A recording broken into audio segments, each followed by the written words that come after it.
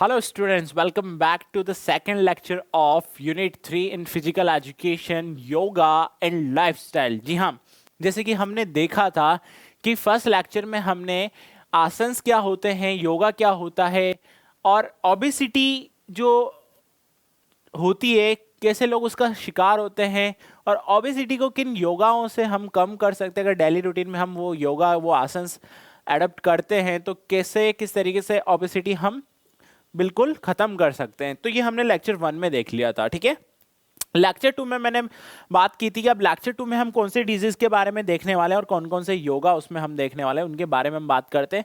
तो डायबिटीज के बारे में हम पढ़ेंगे। किसके बारे में पढ़ेंगे? डायबिटीज की। जो डायबिटीज होती है ना, कितनी घातक होती है अगर वो हमारे डेली रूटीन में आ जाए, हमारी लाइफस्टाइल में, जैसे कि हम उससे सफर कर रहे हो। किससे? डायबिटीज। तो कि काफी एकदम बैड इंपैक्ट पड़ता है। क्या पड़ता है? डायबिटीज का बैड इंपैक्ट पड़ता है हमारे ऊपर, ठीक है। जो डायबिटीज होती है वो हमारी बॉडी को काफी खराब कर सकती है, okay. Diabetes is a better non lifestyle disease. देखो ये ऐसा नहीं है कि कोई एक बड़ा सा शब्द है, काइंड ऑफ है। काफी लोग अपनी डेली रूटीन में डायबिटीज से सफर करते हैं। किससे सफर करते हैं? डायबिटीज से वो लोग सफर करते हैं, ठीक है। It has become an epidemic world wide, यानी कि और वर्ल्ड वाइड में ही, हाँ, मतलब कोई ना कोई आदमी आपको ऐसा डायबिटीज का पेशेंट मिलता रहेगा, ठीक है। क्योंकि काफी ज्यादा ये नॉर्मली देखने को मिल जाती है डायबिटीज। क्योंकि हमारा क्या होता है कि हमारे जो ईटिंग हैबिट्स होती हैं या हमारा जो डेली रूटीन होता है वो सुटेबल नहीं होता। दैट्स वाई हम इन बीमारियों से क्या करते हैं? सफर करते हैं। इसलिए तो मैं कहता हूं कि पहले ही इन सारी चीजों को हम अगर सिस्टमैटिक देख लेना तो हमें बाद में रोने की जरूरत नहीं पड़े। किसकी जरूरत नहीं पड़े? रोने की जरूरत नहीं पड़े। लेकिन हम तो मजबूर है ना, किन से? आदतों से मजबूर है। हमें सब पता होता है फिर भी हम नहीं करते, तो हम तो फिर रोते ही जाएंगे, ठीक है। इसलिए हमें ये सब सारी चीजें क्या करनी है? सही करनी है। हमें रोना नहीं है इनके जैसे, ठीक है। देखो, it has become epidemic world wide. Yoga helps a lot to control and prevent this disease. देखो, जितना योगा हम करेंगे ना इनसे रिलेटेड, डायबिटीज से रिलेटेड, तो उतनी ही आसानी हो जाएगी इस बीमारी से बाहर आने में, ठीक है।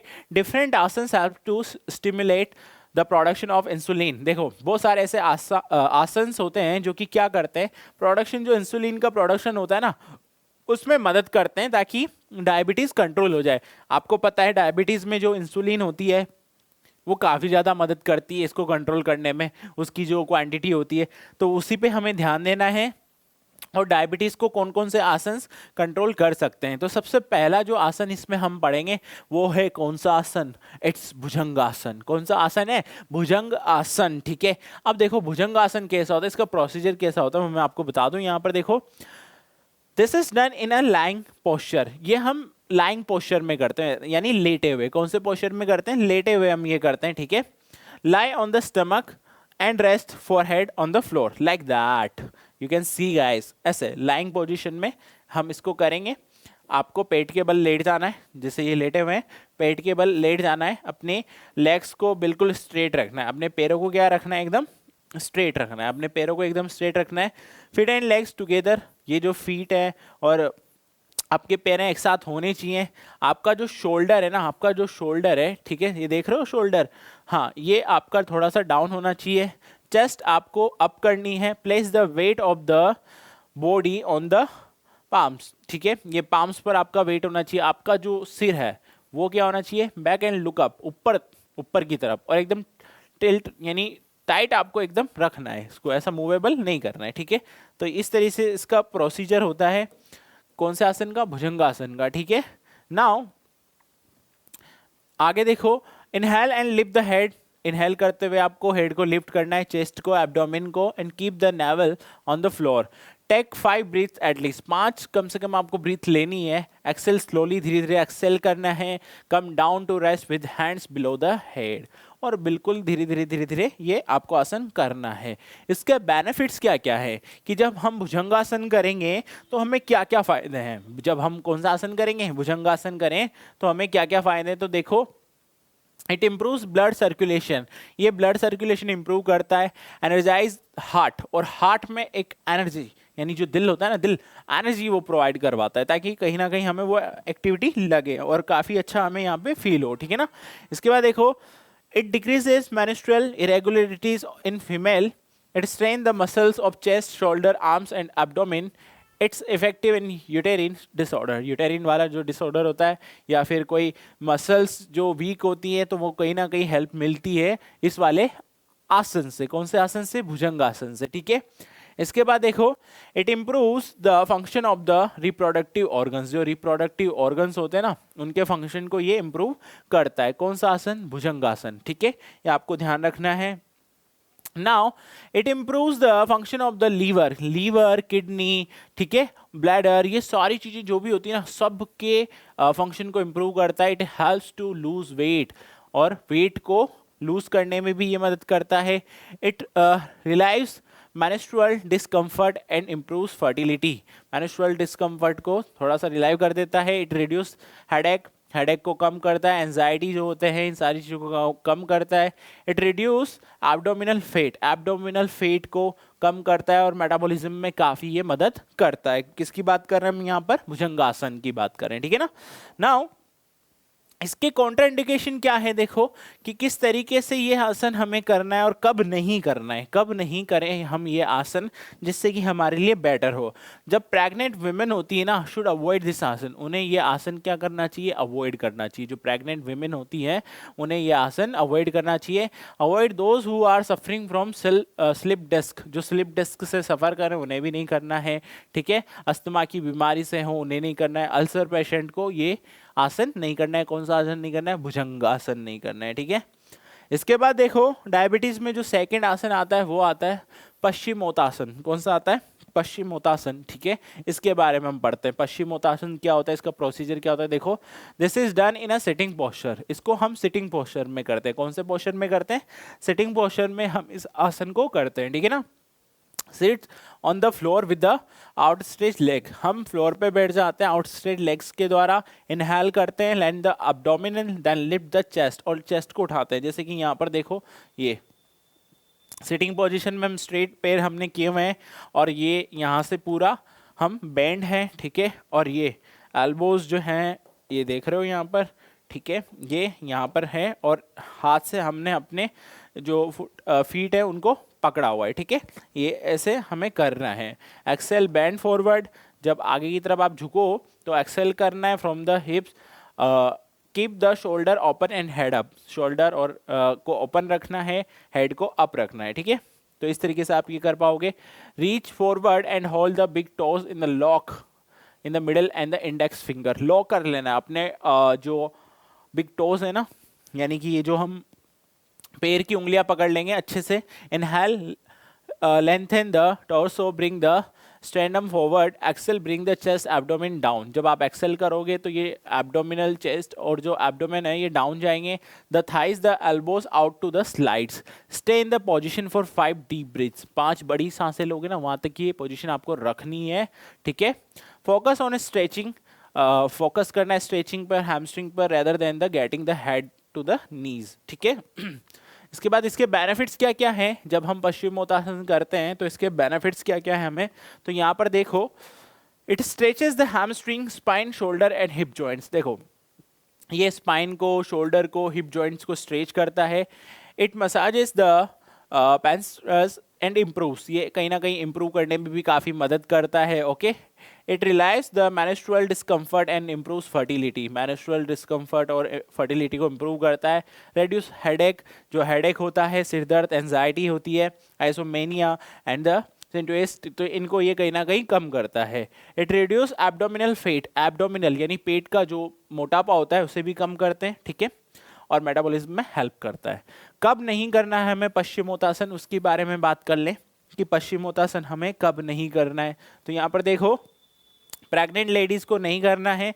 Avoid those who are suffering from slip disc, जो स्लिप डिस्क से सफ़र कर रहे हैं उन्हें भी नहीं करना है। Ulcer patient also avoid this आसन, और अल्सर के जो पेशेंट्स हैं उन्हें भी ये आसन नहीं करना है, ठीक है।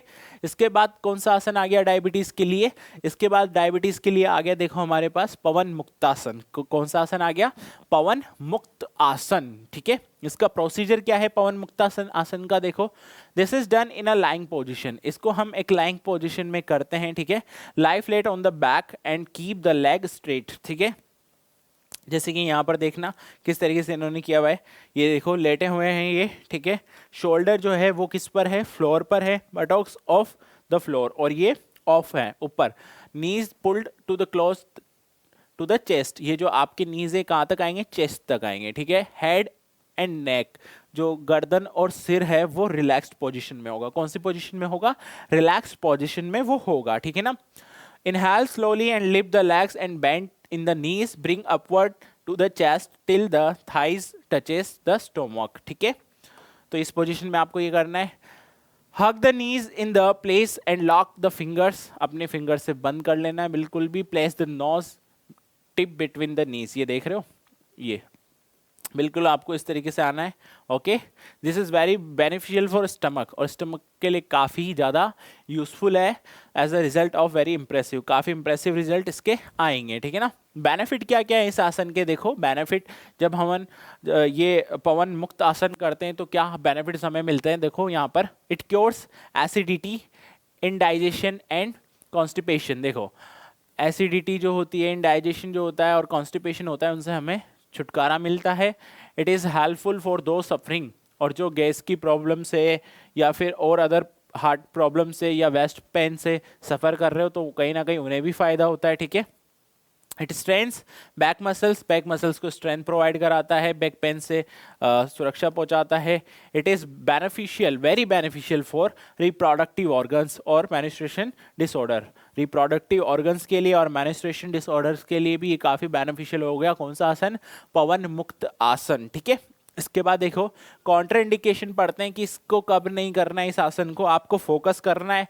हम एक योगा में किन किन चीज़ों को फोकस करेंगे कि प्रोसीजर क्या होगा, उसका बेनिफिट क्या होगा और कॉन्ट्रा इंडिकेशन, ये तीन ही चीज़ें आपसे एग्जाम में पूछी जाएंगी और ज़्यादा कुछ नहीं पूछा जाएगा। ओनली तीन ही चीज़ें एक योगा के बारे में पूछी जा सकती है कि इसका प्रोसीजर क्या है, इसका बेनिफिट क्या क्या है, इसके कॉन्ट्रा इंडिकेशन क्या क्या है। तो यही आपको नोट करते हुए चलना है, बिल्कुल यही आपसे एग्जाम में पूछे जाने वाले हैं और इसके अलावा क्वेश्चन नहीं पूछे जाएंगे, ठीक है ना।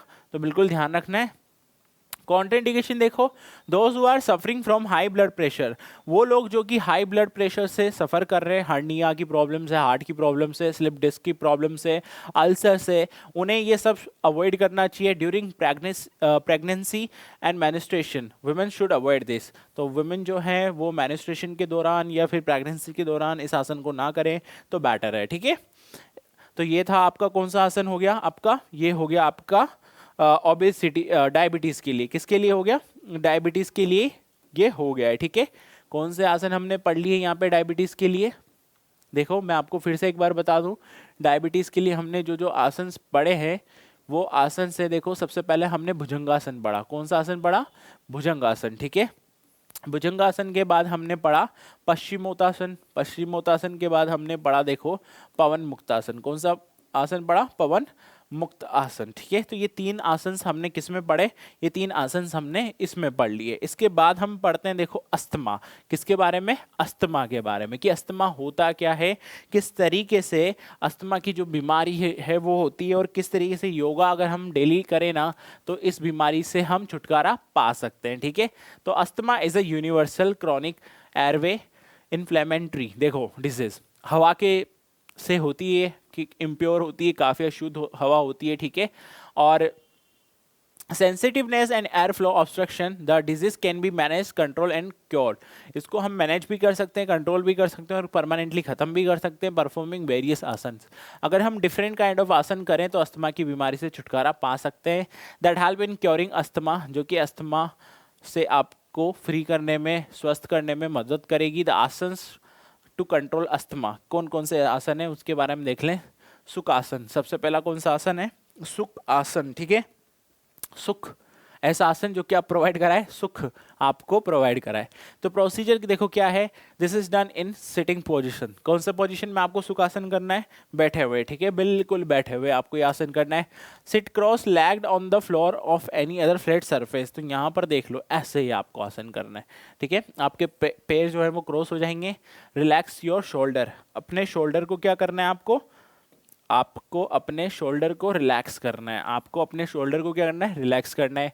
अपनी आंखें जो हैं वो बंद करनी है, ठीक है। आपका जो हेड है वो स्ट्रेट रखना है आपको, ठीक है।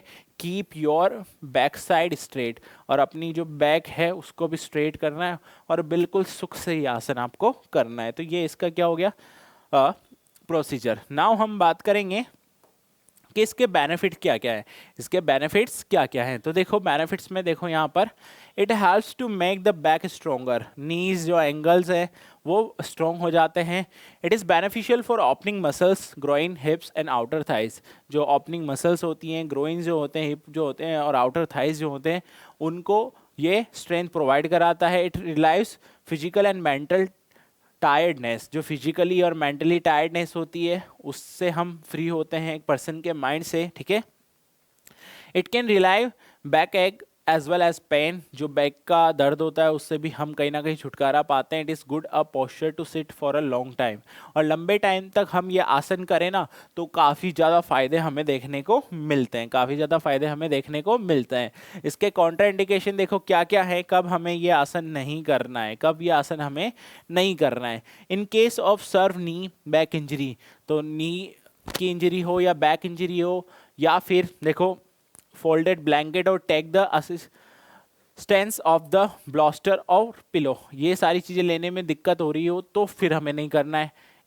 If face difficulties in this post, trying placing blanket और ब्लास्टर अंडर द थाई, अगर ये करने में आपको दिक्कत हो रही है तो आपको क्या करना है कि जो ब्लास्टर है, ब्लैंकेट है, वो अपने थाइस के नीचे रख लेना है। जिससे होगा क्या, जिससे ये होगा कि एक्चुअल में आप इनको ईजिली कर पाओ, ठीक है।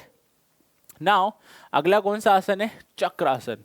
कौन सा आसन है, चक्रासन। शायद इसको करते हुए आपको चक्कर भी आ जाए, पर घबराना नहीं है आपको, सबसे पहले घबराना नहीं है, ठीक है। प्रोसीजर देखो इसका, this is done in lying posture, ये आपको लाइंग पोस्चर में करना है। कौन से पोस्चर में करना है, लाइंग पोस्चर में ये करना है। Lie down properly and look upward, देखो इस तरीके से, मैंने कहा था ना घबराना नहीं है, सबसे पहले आपको घबराना नहीं है। जब अगर आप घबरा जाओगे तो फिर दिक्कत हो जाएगी। देखो लाइंग पोजीशन में आना है बिल्कुल भी, फिर अपने हाथों को ऐसे उठाना है, अपने पैरों को ऐसे उठाना है और बिल्कुल एक सर्कल बना देना है। क्या बना देना है, ऐसे एक सर्कल सा बन जाएगा, ठीक है। देखो इसके बाद क्या करना है आपको, यहाँ पर bring the feet closer to the hips and bend knees upward, keep a distance about 1 foot between the feet, पैरों के बीच में 1 फुट की दूरी रखनी है। Hands near the years and the palms out the ground, तो यहाँ पर देख लो ये हाथ जो है वो कानों के आसपास होने चाहिए और इतनी दूरी आपको रखनी है दोनों के बीच में, ये यहाँ पर इतनी दूरी रखनी है और इस तरीके से एक चक्र बना देना है। ये क्या हो जाएगा आपका चक्रासन, ठीक है। इसके बेनिफिट्स क्या क्या है, सबसे पहले बात कर लें इसके बेनिफिट्स क्या क्या है, किस तरीके से इसके बेनिफिट्स हैं, ठीक है। Now it helps to strain the liver, liver को स्ट्रेंथ प्रोवाइड कराता है, किडनी को और हार्ट को, ठीक है। स्ट्रेचिंग हो जाती है पूरी। It is good for infertility, asthma और ऑस्टियोपोरोसिस, इसके लिए काफ़ी ज़्यादा अच्छा है। आर्म्स को, शोल्डर को, हैंड्स को, रिस्ट को, लेग, बटॉक्स, एडोमिन, स्पाइन, इन सबको स्ट्रेंथ प्रोवाइड कराता है। It stretch the chest and lungs, lungs की और चेस्ट की अच्छे से स्ट्रेचिंग कर देता है। ये helps to stimulate the thyroid, ठीक है। थायराइड ग्लैंड जो होते हैं उनमें रिपेयर करता है ये, ठीक है। एनर्जी इंक्रीज करता है और डिप्रेशन कम करता है। डिप्रेशन क्या करता है, कम करता है। कब नहीं करना है हमें ये चक्रासन, देखो कॉन्ट्रा इंडिकेशन देख लो यहाँ पर इसके, those who are suffering from diarrhoea, heart problem, hernia, तो ये नहीं करेंगे। अवॉइड ड्यूरिंग प्रेगनेंसी, प्रेगनेंसी के दौरान ये नहीं करेंगे। Avoid those who have wrist, ankles and spine pain, hypertension, तब हमें ये आसन नहीं करना है, ये वाला आसन हमें तब नहीं करना है, ठीक है। तो आई बात समझ में, कब ये आसन हमें नहीं करना है, ओके। इसके बाद देखो इसी में मैं आपको बता दूं गौमुख आसन। कौन सा आसन, गौमुख आसन, ठीक है। गौमुख आसन यानी काउ फेस पोज, इसका प्रोसीजर क्या है, दिस इज सिटिंग आसन, ये भी एक सिटिंग आसन है, बैठे हुए आपको करना है। ये जैसे आप देख रहे हो, जो ये सर है बिल्कुल मुस्कुरा रहे हैं, सर जी जरा मुस्कुरा दीजिए पहले, अरे आप तो रोने लगे, नहीं नहीं मुस्कुराना है आपको, ठीक है।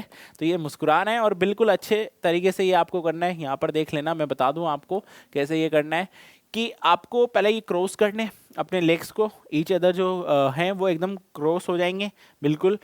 सिट इरेक्ट, एकदम सीधे पोजीशन में आपको बैठना है। कौन सी पोजीशन में बैठना है, सीधे वाली पोजीशन में बैठना है। Legs together in front of hands, okay, सामने रहेंगे पर ये पैरेलल रहेंगे एक दूसरे से, अपोजिट, ठीक है। Fold the right leg at the knee and place it on ground, ठीक है। ये कुछ इस तरीके से करने हैं आपको, ये क्रॉस वाली सिचुएशंस में ऐसे ये आ जाएंगे, ओके। और बिल्कुल आपको चेस्ट फॉरवर्ड रखनी है और अपने हाथों को ऐसे बैक की तरफ ले जाना और यूं करके इनको होल्ड करना है जैसे इन्होंने हंसते हुए किया हुआ है। तो ये आपका कौन सा आसन हो जाएगा? गोमुख आसन। ठीक है, कौन सा आसन हो जाएगा? गोमुख आसन। अब इसकी बेनिफिट्स हम पढ़ ले। देखो बेनिफिट्स क्या क्या है। It helps to stretch and strain the muscles. ये मसल्स को स्ट्रेंथ प्रोवाइड कराता है, एंकल्स को, हिप्स को, थाइस को, शोल्डर को, ट्राइसेप को, इनर आर्म पिट्स एंड चेस्ट को, सबको ये स्ट्रेंथ प्रोवाइड कराता है। It is helpful in the treatment of side का, देखो इनके बहुत सारी डिजीज के ट्रीटमेंट में भी ये काम आता है। It enhance of working kidneys, kidneys पे ये वर्क करता है। ठीक है, डायबिटीज से ये आपको काफ़ी अच्छा रिजल्ट प्रोवाइड करवाएगा। रेगुलर प्रैक्टिस से आपकी स्ट्रेस और एंजाइटी कम हो जाएगी। ठीक है, कॉन्ट्रा इंडिकेशन कब नहीं करना है भैया? Those who are suffering from the shoulder, जो कि शोल्डर या नी या बैक पेन से सफ़र कर रहे हो, उन्हें नहीं करना है। ठीक है, अगर करेंगे तो फिर और इंजरीज बढ़ जाएगी। ठीक है, पर्वतासन, कौन सा आसन अगला? पर्वतासन। देखो पर्वतासन क्या है, देखो यहाँ पर it is down on the floor in the cross leg position. ये पर्वतासन, पैर एक दूसरे से क्रॉस कर जाएंगे जैसे इनके किए हुए हैं, इस तरीके से एक दूसरे के ऊपर पैर आ जाएंगे। अपने हाथों को ऐसे स्ट्रेट पोजीशन में रखना है। ठीक है, कीप योर हैंड मुद्रा ऑफ नमस्ते, नमस्ते की मुद्रा में ऐसे इनको लेकर के जाना है, हाथों को ऐसे नमस्ते की मुद्रा में जैसे ये लेकर के गई है। आपकी स्पाइन सीधी होनी चाहिए और लेग क्रॉस होनी चाहिए। तो इस तरीके से आप पर्वत आसन कर सकते हो। ठीक है ना। नाउ इसके बेनिफिट्स पे आ जाते हैं, क्योंकि इसके प्रोसीजर में ज़्यादा कुछ नहीं है। वापस एक बार प्रोसीजर दिखा दूं मैं आपको। क्रॉस लेग होने चाहिए, स्पाइन स्ट्रेट होनी चाहिए, फोल्ड योर नीज, आपकी नीज फोल्ड होनी चाहिए। ठीक है, कीप योर हेड स्ट्रेट, आपका सिर स्ट्रेट होना चाहिए, और नमस्ते की मुद्रा में आपको अपने हाथ लेकर के जाने हैं। ठीक है ना। तो नाउ इसके बेनिफिट्स देखो। It helps to improve blood circulation, blood circulation को इम्प्रूव करने में, बॉडी के ब्लड सर्कुलेशन को इम्प्रूव करने में काम आते हैं। It reduce says mental fatigue and improve memory. ठीक है, मेमोरी को काफ़ी अच्छी तरीके से एस्टेब्लिश करने में काम आते हैं। Reduce muscle pain, specially back और नेक रीजन वाले जो पेन होते हैं बैक, उनको ये रिलीज करता है।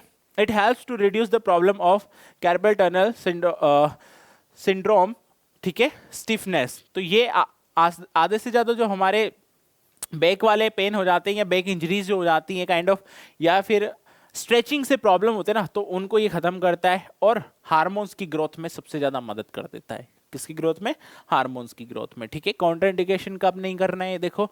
डोंट बेंड एल्बो, अपनी एल्बो को बेंड नहीं करना है, ना ही नीज को avoid.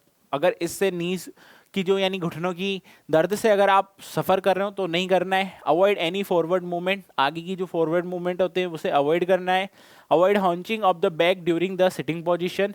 People with hunch back stiff shoulder should avoid, यानी शोल्डर पेन हो या अगर बैठने में आपको दर्द हो तो नहीं करना है ये वाला। ठीक है ना। इसके बाद हाइपरटेंशन जो है, ये है हाइपरटेंशन। ये हमारे टर्म 2 के सिलेबस में है नहीं, ओनली अस्थमा ओबेसिटी ये हमारे उसमें सिलेबस में है। ठीक है ना। 3 के बारे में पूछा है, इनके योगाओं के बारे में पूछा है, वो हमने लेक्चर 2 में देख लिया। इनके क्वेश्चंस जो होंगे वो किस तरीके से आ सकते हैं, आपसे मैंने बताया कि ओबेसिटी पे योगा पूछा जा सकता है, कोई सा भी योगा पूछ लिया जा सकता है, उसके बेनिफिट्स क्या है, उसके कॉन्ट्राइंडिकेशन, उसका प्रोसीजर क्या है। तो इस तरीके से क्वेश्चन आपसे पूछे जा सकते हैं। ठीक है, ये यूनिट 3 है जो कि हमारे टर्म 2 में 12th क्लास फिजिकल एजुकेशन में आ रही है। इसके क्वेश्चन सब्जेक्टिव पैटर्न पे होंगे। आई होप कि आपको डिटेल में ये समझ में आ गया होगा। ठीक है, अगर आपको इससे रिलेटेड डाउट्स आते हैं तो आप हम तक पहुंचा सकते हो। ठीक है, आई होप बिल्कुल आपको अच्छे से ये समझ में आ गया होगा। Thank you very much.